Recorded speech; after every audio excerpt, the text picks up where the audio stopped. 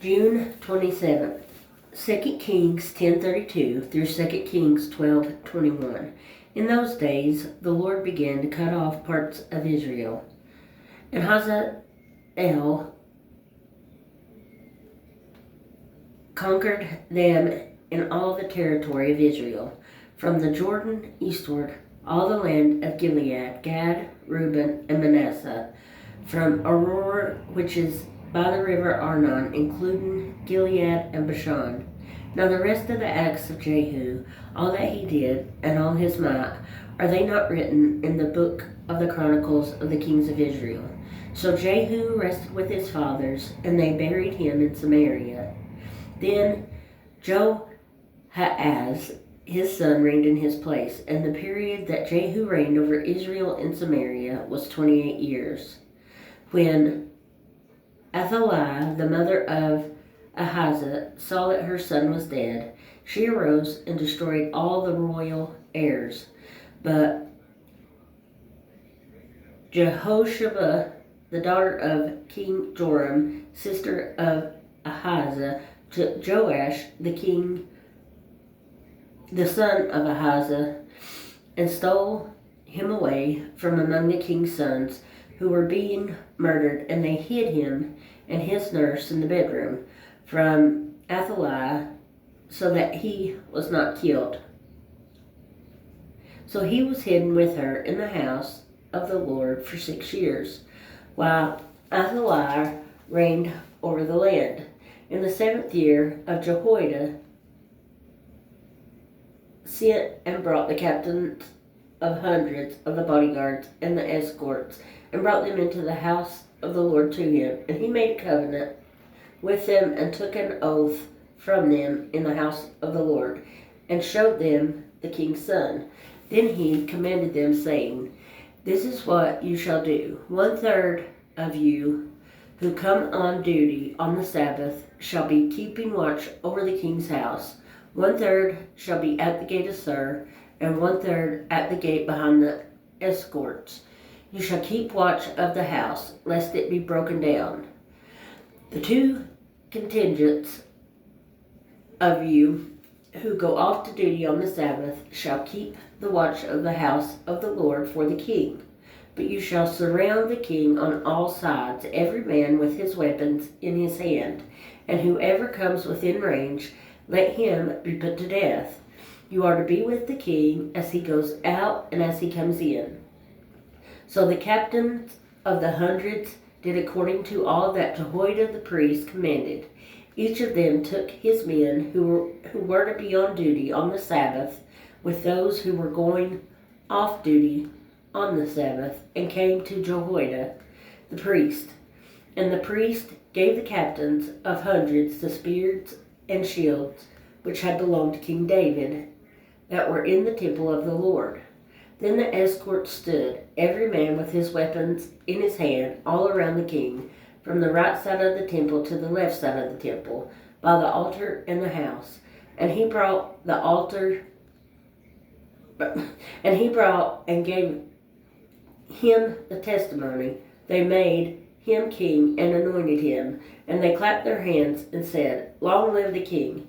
Now when Athaliah heard the noise of the escorts and the people, she came to the people in the temple of the Lord. When she looked, there was the king standing by a pillar according to custom, and the leaders and the trumpeters were by the king. All the people of the land were rejoicing and blowing trumpets. So Athaliah tore her clothes and cried out, "Treason, treason!" And Jehoiada the priest commanded the captains of the hundreds, the officers of the army, and said to them, "Take her outside under guard, and slay with the sword whoever follows her." For the priest had said, "Do not let her be killed in the house of the Lord." So they seized her, and she went by the way of the horses' entrance into the king's house, and there she was killed. Then Jehoiada made a covenant between the Lord, the king, and the people, that they should be the Lord's people, and also between the king and the people. And all the people of the land went to the temple of Baal and tore it down. They thoroughly broke it into pieces, its altars and its images, and killed Matan, the priest of Baal, before the altars. And the priest appointed officers over the house of the Lord. Then he took the captains of hundreds, the bodyguards, the escorts, and all the people of the land, and they brought the king down from the house of the Lord, and went by the way of the gate of the escorts to the king's house. Then he sat on the throne of the kings. So all the people of the land rejoiced, and the city was quiet, for they had slain Athaliah with the sword in the king's house. Jehoash was 7 years old when he became king.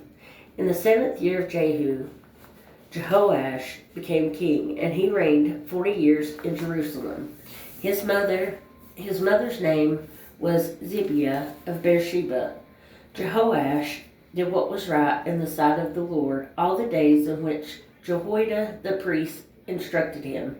But the high places were not taken away. The people still sacrificed and burnt incense on the high places. And Jehoash said to the priests, all the money of the dedicated gifts that are brought into the house of the Lord, each man's census money, each man's assessment money, and all the money that a man purposes in his heart to bring into the house of the Lord, let the priests take it themselves, each from his contingency, and let them repair the damages of the temple, wherever any dilapidation is found. Now, it was so by the 23rd year of King Jehoash that the priests had not repaired the damages of the temple. So King Jehoash called Jehoiada the priest and other priests and said to them, why have you not repaired the damages of the temple? Now therefore, do not take the money from your contingency, but deliver it for repairing the damages of the temple. And the priests agreed that they would neither receive more money from the people nor repair the damages of the temple. Then Jehoiada the priest took a chest, bored a hole in its lid, and set it beside the altar on the right side as one comes into the house of the Lord. And the priests who kept the door put there all the money brought into the house of the Lord. So it was, whenever they saw that there was much money in the chest, that the king's scribe and the high priest came up and put it in bags, and counted the money that was found in the house of the Lord. Then they gave the money which had been apportioned into the hands of those who did the work, who had the oversight of the house of the Lord, and they paid it out to the carpenters and builders who worked on the house of the Lord, and to the masons and stone cutters, and for buying timber and hewn stone to repair the damage of the house of the Lord, and for all that was paid out to repair the temple. However, there were not made for the house of the Lord basins of silver, trimmers, sprinkling bowls, trumpets, any articles of gold or articles of silver from the money brought into the house of the Lord. But they gave that to the workmen, and they repaired the house of the Lord with it. Moreover, they did not require an account from the men into whose hand they delivered the money to be paid to workmen, for they dealt faithfully. The money from the trespass offering and the money from the sin offering was not brought into the house of the Lord. It belonged to the priests. Hazael, king of Syria, went up and fought against Gath and took it. Then Hazael set his face to go up to Jerusalem. And Jehoash, king of Judah, took all the sacred things that his father, Jehoshaphat, and Jehoram, and Ahijah, king of Judah, had dedicated, and his own sacred things, and all the gold found in the treasuries of the house of the Lord, and in the king's house, and sent them to Hazael, king of Syria. Then he went away from Jerusalem. Now the rest of the acts of Joash, and all that he did, are they not written in the book of the Chronicles of the kings of Judah? And his servants arose and formed a conspiracy and killed Joash in the house of the Millo, which goes down to Silla. For Josachar, the son of Shimeath, and Jehozabad, the son of Shomer, his servants, struck him, So he died, and they buried him with his fathers in the city of David. Then Amaziah, his son, reigned in his place. Acts 18:1-22. After these things, Paul departed from Athens and went to Corinth.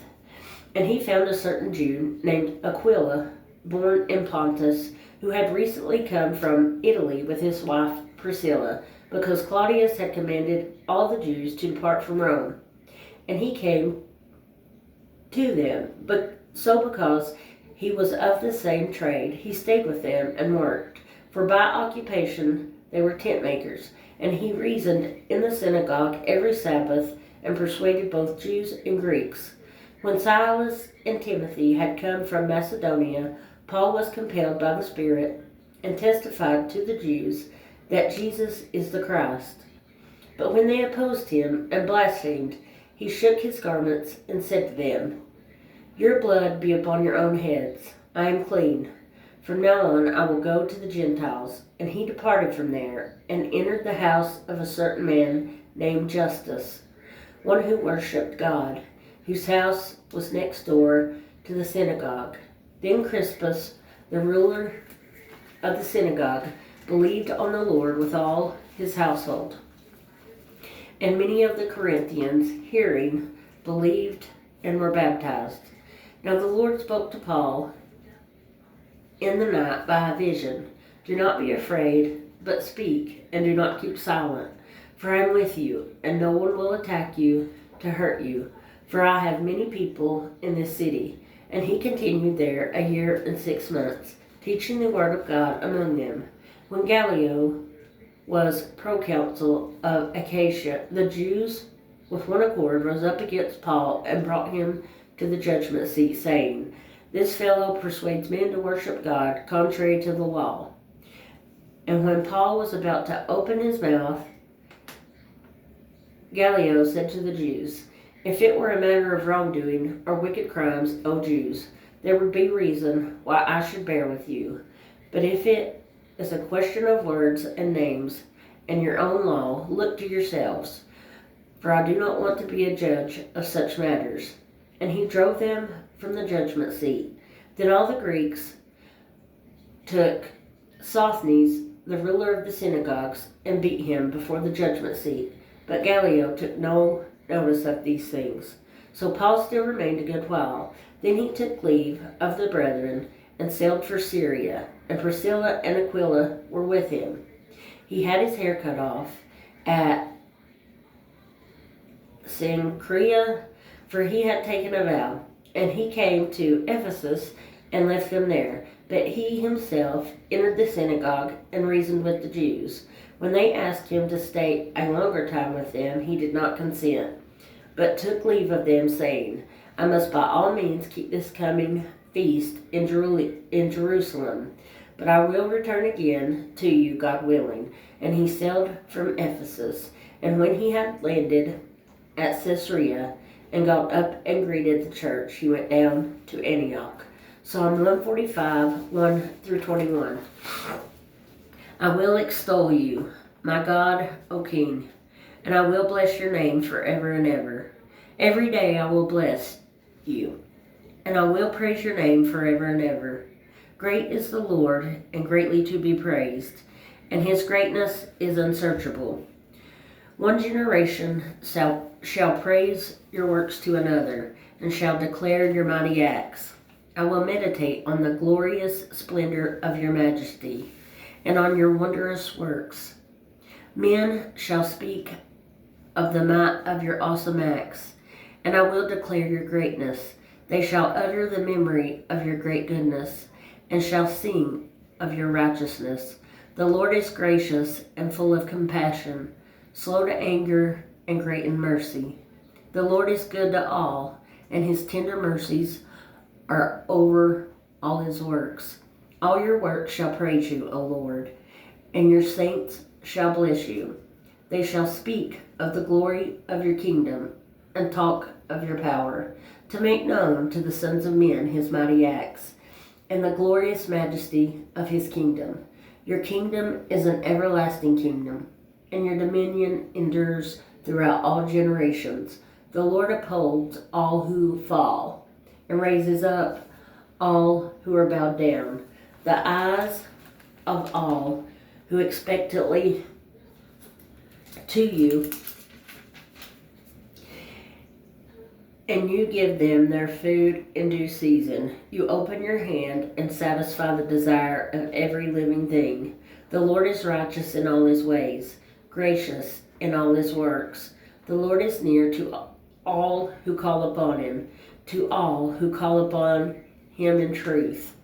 He will fulfill the desire of those who fear him. He also will hear their cry and save them. The Lord preserves all who love him, but all the wicked he will destroy.